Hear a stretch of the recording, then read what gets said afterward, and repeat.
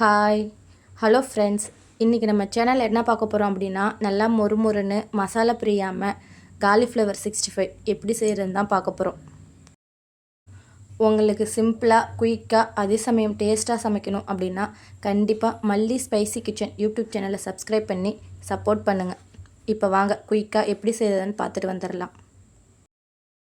ஒரு கடாயில் காலிஃப்ளவர் முழுகிற அளவுக்கு தண்ணி ஊற்றிட்டு அதில் 1/2 ஸ்பூன் மஞ்சத்தூள், 1 ஸ்பூன் உப்பு வர அளவுக்கு போட்டு தண்ணி நல்லா கொதிக்க வச்சு எடுத்துக்கோங்க.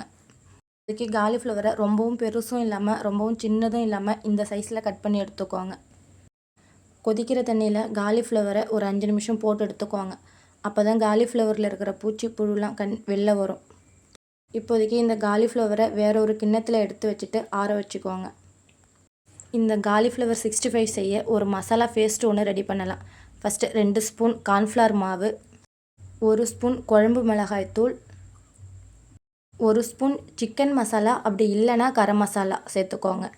இப்போதைக்கு கலருக்காக 1 ஸ்பூன் காஷ்மீரி மிளகாய்த்தூள், 1 ஸ்பூன் அரிசி மாவு, 1 ஸ்பூன் இஞ்சி பூண்டு பேஸ்ட்டு, இதுக்கு தேவையான அளவு சால்ட்டு, இது எல்லாத்தையும் போட்டுட்டு கையாலேயே லைட்டாக மசிச்சு கொடுத்துக்குவாங்க.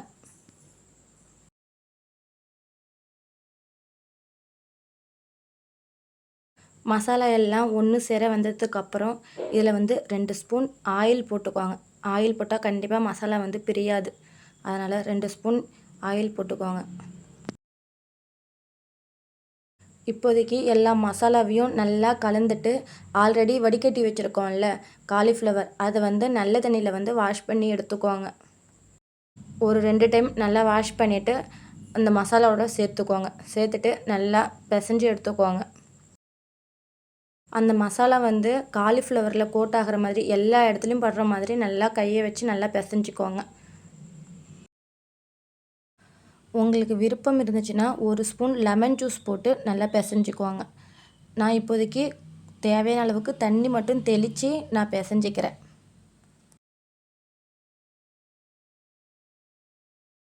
இப்போதைக்கு இந்த அளவு காலிஃப்ளவரில் அந்த மசாலா படுற அளவுக்கு நல்லா பிசைஞ்சு எடுத்துக்கணும்.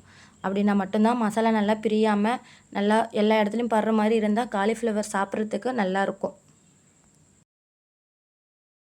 நான் சொன்ன மெத்தடில் ஒரு முறை ட்ரை பண்ணி பார்த்துட்டு எப்படி வந்துச்சுன்னு சொல்லி கண்டிப்பாக கமெண்ட் பண்ணுங்கள்.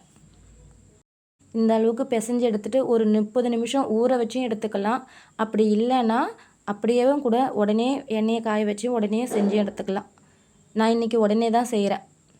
தேவையான அளவுக்கு எண்ணெயை ஊற்றி காய வச்சுட்டு நம்ம கோட் பண்ணி வச்சுருக்கிற காலிஃப்ளவரை அதில் போட்டு எடுத்துக்க வேண்டியதான். காலிஃப்ளவரை போட்ட உடனே கிண்டக்கூடாது. அதே சமயம் அடுப்பை ரொம்ப ஹை ஃப்ளேம்லேயும் வைக்கக்கூடாது, ரொம்ப லோ ஃப்ளேம்லேயும் வைக்கக்கூடாது. மீடியமான ஹீட்டில் வச்சு எடுத்துக்கோங்க. ஹையில் இருந்துச்சுன்னா வெளியில் மட்டும்தான் வேகும், உள்ளே காலிஃப்ளவர் வேகாது. அதுவே லோவில் வச்சுருந்தீங்க அப்படின்னா எண்ணெய் அதிகமாக இழுத்துக்கும். அதனால் மீடியம் ஃப்ளேமில் வச்சு நல்லா இந்த மாதிரி மொறுன்னு வர மாதிரி வச்சு எடுத்துக்கோங்க. அவ்வளோதான் ஃப்ரெண்ட்ஸ், நம்மளுடைய காலிஃப்ளவர் 65 ரெடி ஆகிடுச்சு.